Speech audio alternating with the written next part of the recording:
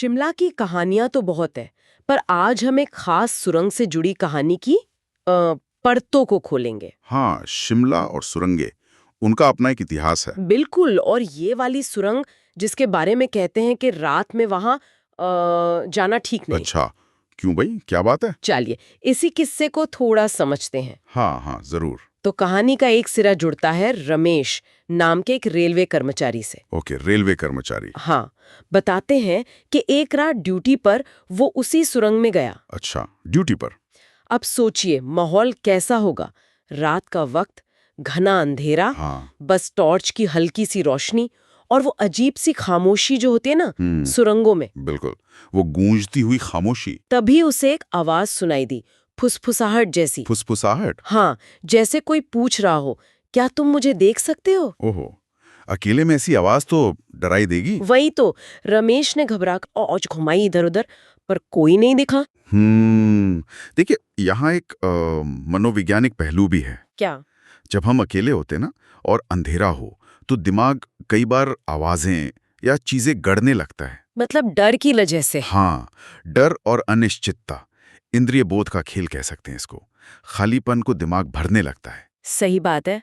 खैर कहानी तो आगे बढ़ती है। अच्छा, रमेश को फिर एक बच्ची के रोने की आवाज सुनाई दी। बच्ची के रोने की। ओहो। हाँ, और जब उसने टॉर्च उधर की तो देखा एक छोटी लड़की खड़ी है। लड़की सुरंग में? हाँ, सफेद फ्रॉक पहने, बाल गीले थे उसके। और कुछ लोग तो ये भी कहते हैं कि वो हवा में तैर रही थी। अरे बाप रे। तैर रही थी, ये तो। हाँ, और उसने बड़ी मासूमियत से उदास आवाज में कहा, अंकल मैं घर नहीं जा पाई। घर नहीं जा पाई। ये सुनकर तो मतलब रोंगटे खड़े हो जाएं। बिल्कुल। और यही देखिए, कहानी का एक और तत्व आता है, बच्चों के भूत। हाँ। अक्सर लोक कथाओं में भूत प्रेतों की कहानियों में बच्चे होते हैं, खासकर बच्चियां। ऐसा क्यों? शायद उनकी मासूमियत और असहायता कहानी को ज्यादा मार्मिक, ज्यादा डरावना बना देती है। और ये घर नहीं जा पाई वाली बात, ये किसी अधूरी इच्छा, किसी दुखद अंत की तरफ इशारा करती है। बात तो है। और कहानी यहाँ खत्म नहीं हुई। और भी कुछ हुआ?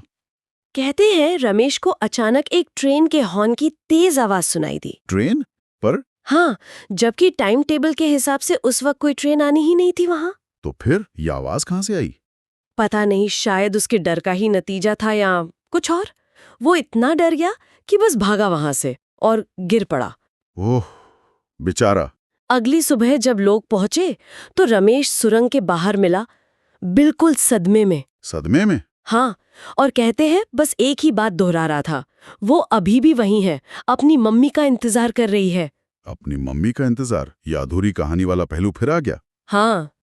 ये पूरी घटना, वो आवाजें, बच्ची का दिखना, बेवक्त ट्रेन का हॉर्न, ये सब मिलकर उस जगह को, उस सुरंग को एक एक खास पहचान दे देते हैं। सही कहा। और फिर वो जगह उसी कहानी से जानी जाती है। लोग उसे उसी चश्मे से देखने लगते हैं। और शायद इसीलिए कहते हैं कि आज भी अगर कोई रात के करीब 2 बजे उस सुरंग के पास जाए तो हो सकता है वो लड़की फिर दिख जाए, वही सवाल पूछती हुई, क्या तुम मुझे देख सकते हो? अब ये सच है या सिर्फ सुनी सुनाई बात, ये तो नहीं पता, पर इसने उस सुरंग को एक रहस्यमयी जगह तो बना ही दिया है। बिल्कुल। और ये कहानी सोचने पर मजबूर करती है कि कैसे कुछ किस्से, कुछ जगहें एक दूसरे से इतने गहरे जुड़ जाते हैं वक्त के साथ। हाँ। शायद ये एक तरीका है उन जगहों को याद रखने का जहां कुछ दुखद हुआ हो या जहां किसी की कहानी अधूरी रह गई हो। ये सिर्फ डर की बात नहीं है, ये स्मृति की, इतिहास की और हमारे लोकमानस के जुड़ाव की भी कहानी है। सवाल यही रह जाता है कि क्या ऐसी कहानियां सिर्फ हमें डराती हैं या उस जगह के किसी अनकहे, अनसुलझे अतीत की तरफ भी इशारा करती हैं।